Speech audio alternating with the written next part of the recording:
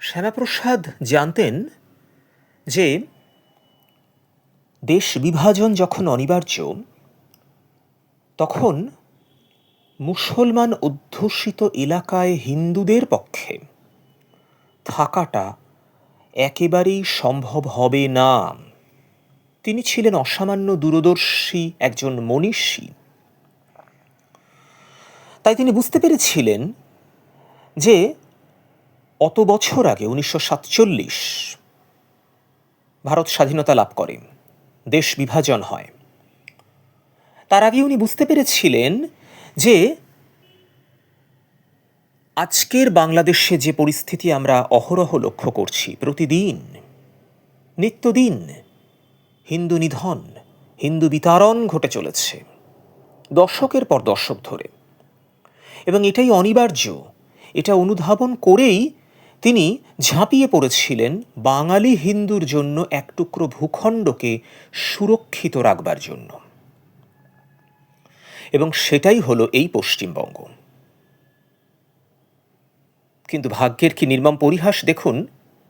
সত্যি ভাবলে অবাক লাগে, শ্যামাপ্রসাদের এই পুণ্যভূমিতে, বাঙালি হিন্দুর এই হোমল্যান্ডে বসে আজকের বাঙালিরা, বাঙালি হিন্দুরা বলবো, অনেকেই শ্যামাপ্রসাদের এই অবদান সম্পূর্ণভাবে ভুলে গিয়েছেন। এদেরকে অকৃতজ্ঞ, বেঈমান ছাড়া আর কিছু বলা চলে না।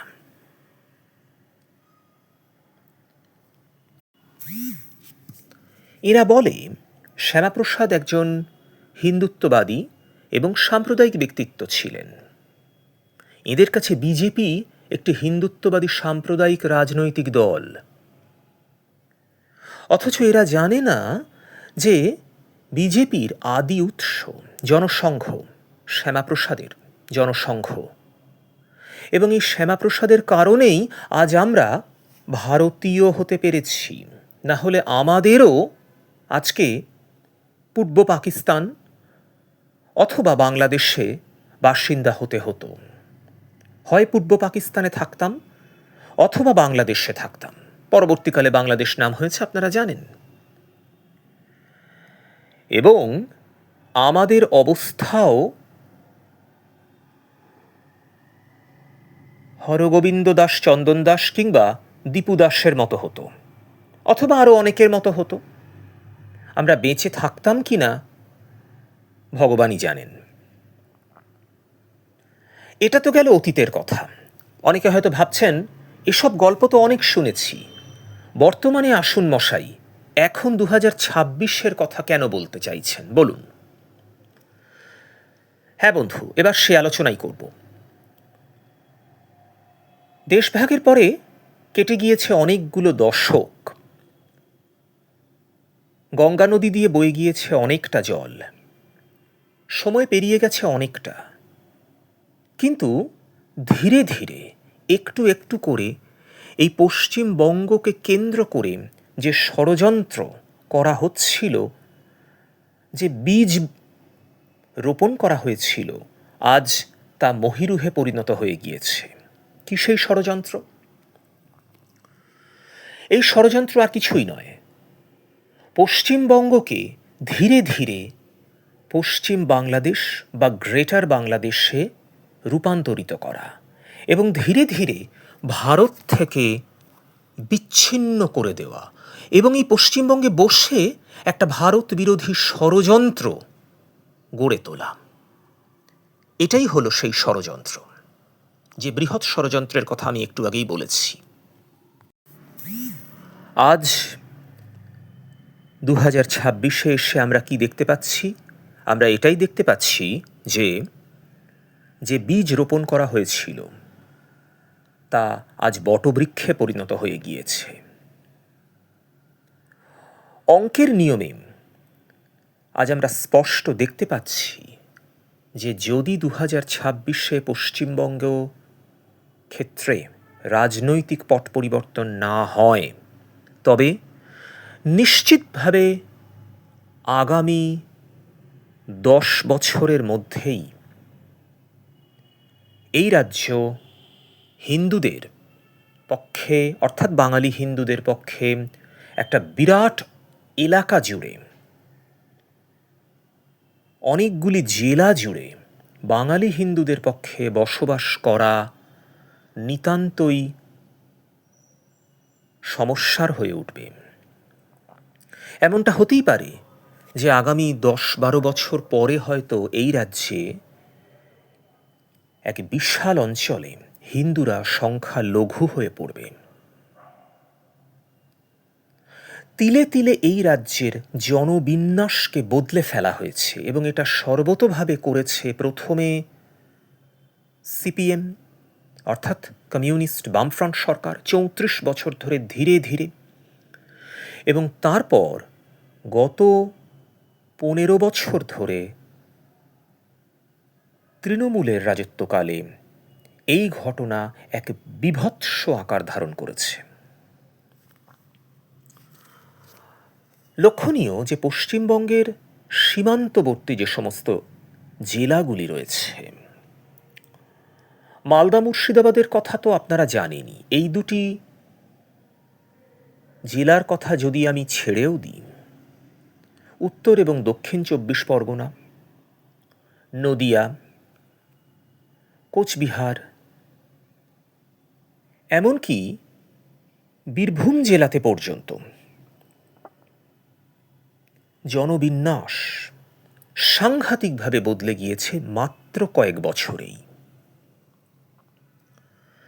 একই কথা প্রযোজ্য উত্তরবঙ্গের সীমান্ত লাগোয়া জেলাগুলির ক্ষেত্রেও।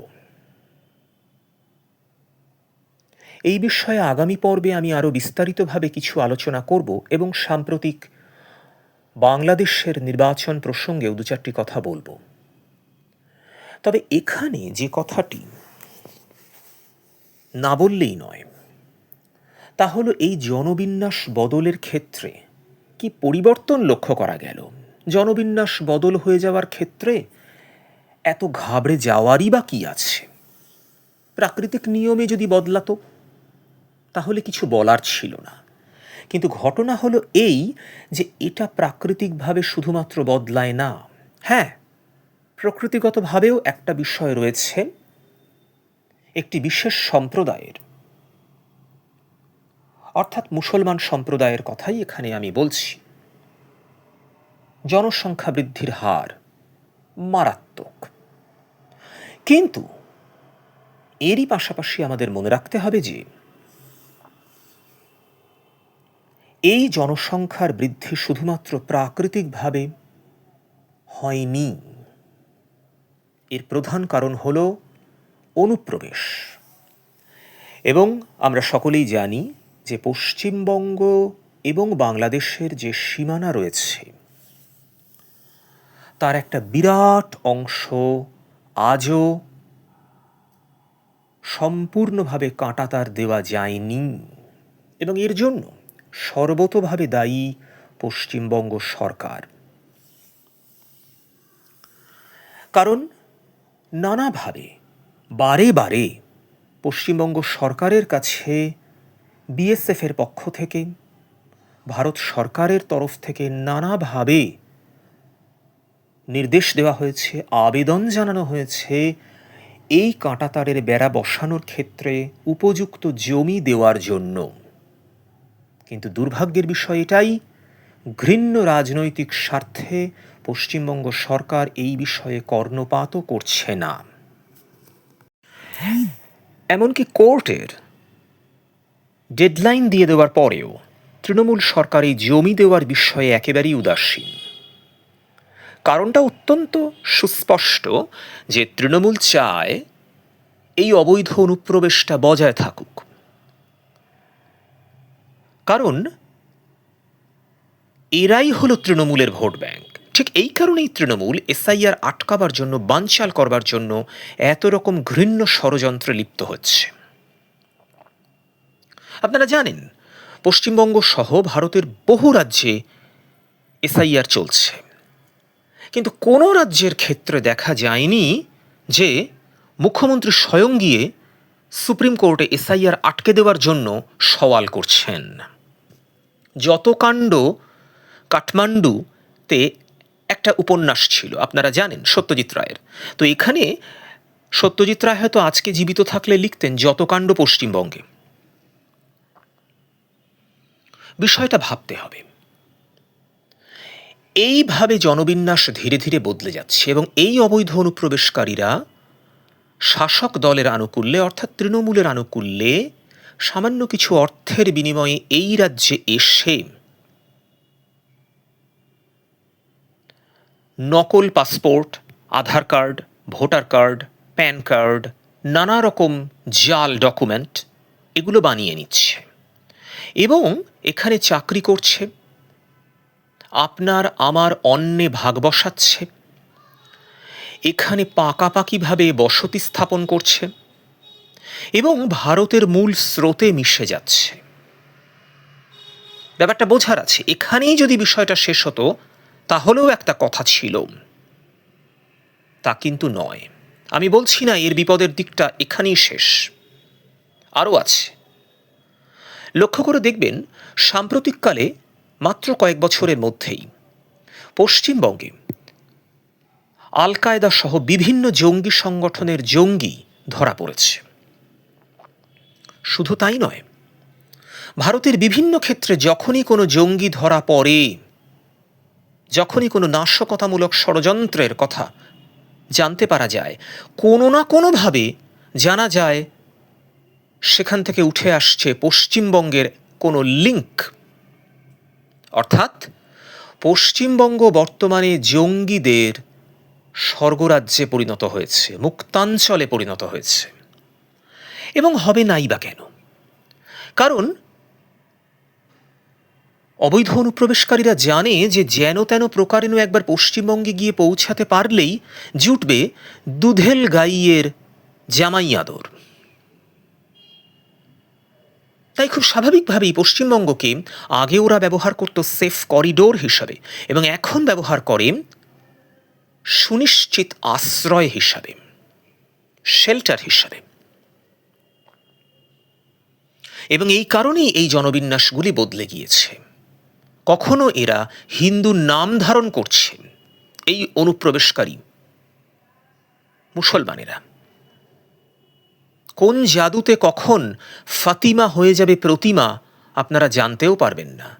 কখন কোন তৃণমূলী জাদুতে রাকিবুল হয়ে যাবে রাকেশ তা সকলেরই অজানা। এবং এইভাবেই জনবিন্যাস পাল্টাচ্ছে, পাল্টে গিয়েছে। তাই আমরা যতই বলি 27%, 30%, 33% ভোট, আনঅফিসিয়ালি এদের সংখ্যাটা আনঅফিসিয়ালি, আবারও বলছি, অনেক বেশি।